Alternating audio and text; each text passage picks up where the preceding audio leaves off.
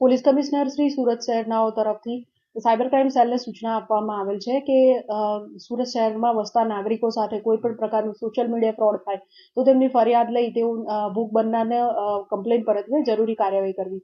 આ અંતર્ગત Surat cyber crime સેલને 2 દિવસ પહેલા એક દીકરીની ફરિયાદ મળી હતી, જેની અંદર એની સાથે સોશિયલ મીડિયા ઉપર ફ્રેન્ડશિપ કરીને એક કોઈ અનનોન વ્યક્તિએ એના ફોટા મેળવીને દીકરીને બ્લેકમેલિંગ કરીને લગભગ આશરે 1,89,00,000થી વધુની રકમ બ્લેકમેલિંગ દ્વારા પડાવેલ હતી અને દીકરીને ધમકી આપેલ હતી કે જો તું મારી વાત નહીં માને, મને પૈસા નહીં આપે તો તારા સગા મિત્ર મંડળ જે બધા છે એ બધાને તારા ફોટો વગેરે હું મોકલી આપીશ.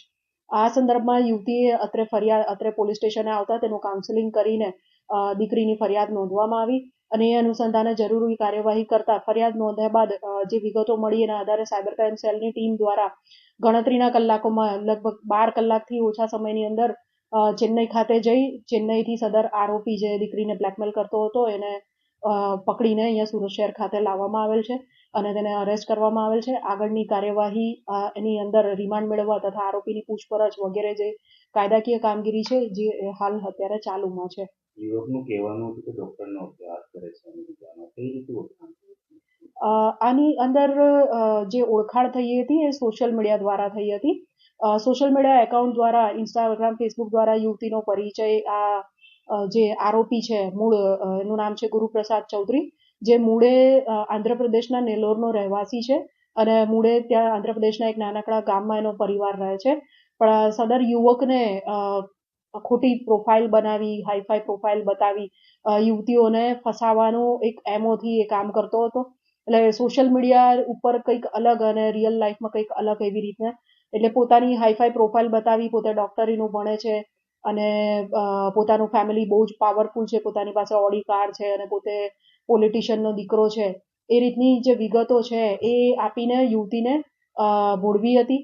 સાથે સાથે એ મૂળે આંધ્રપ્રદેશનો રહેવાસી હોવા છતાં હૈદરાબાદના જુબિલી હિલ્સ વિસ્તાર જે છે ત્યાંથી રેન્ટ ઘર ભાડે રાખીને એવા સરનામે પાસપોર્ટ વગેરે પણ કઢાવીને એક છાપ ઊભી કરી હતી કે હું બહુ જ સારા અને લક્ઝરિયસ અને રીચ ફેમિલીમાંથી ને બેકગ્રાઉન્ડમાંથી આવું છું. એવી રીતે સોશિયલ મીડિયા ઉપર ખોટી પ્રોફાઇલ અને ખોટું જે બતાવે છે એવી ભ્રામક પોતાની છાપ ઊભી કરીને આ યુવકે યુવતીઓને છેતરવાનું કામ કરતો હતો. હાલ તેની પાસેથી સોશિયલ મીડિયા ગેજેટ્સ જે મળ્યા છે, ફોન, લેપટોપ વગેરેની તપાસ ચાલુમાં છે. જે જોતા ખ્યાલ આવે છે કે પુષ્કળ એડિક્ટ પર્સન હતો અને અલગ ફોન વેબસાઇટ્સ સર્ચ કરતો હતો. સાથે સાથે ફોનમાંથી પણ ઘણી વાંધાજનક સામગ્રી મળી આવી છે. વધુમાં સદર જે યુવક છે ગુરુ, એની વધુ પૂછપરછ કે આટલા રૂપિયા જે એણે યુવતી પાસેથી લીધા છે તો એની અંદર એ પૈસાનો શું ઉપયોગ કર્યો એ જોતા અને ફોન તપાસતા જાણવા મળ્યું છે કે ડફા બેટ અને 365 બેટ નામની જે બેટિંગ એપ્લિકેશન્સ છે એની એને સખત લત હતી અને જે કંઈ પણ પૈસા એને આ રીતે મળે એ બધી બેટિંગ વેબસાઇટ પર લગાવીને સટ્ટો રમીને લગભગ એની લતના કારણે રૂપિયા હારી ગયેલ છે. વધુ તપાસ આ બાબતમાં અને કેટલા રૂપિયા ટ્રાન્સફર થયા છે, શું બીજી કોઈ યુવતીઓને તે આ રીતના બ્લેકમેલ કરતો હતો કે કેમ, એ બાબતે હજુ વધુ તપાસ ચાલુ છે. હજી રકમ વધી શકે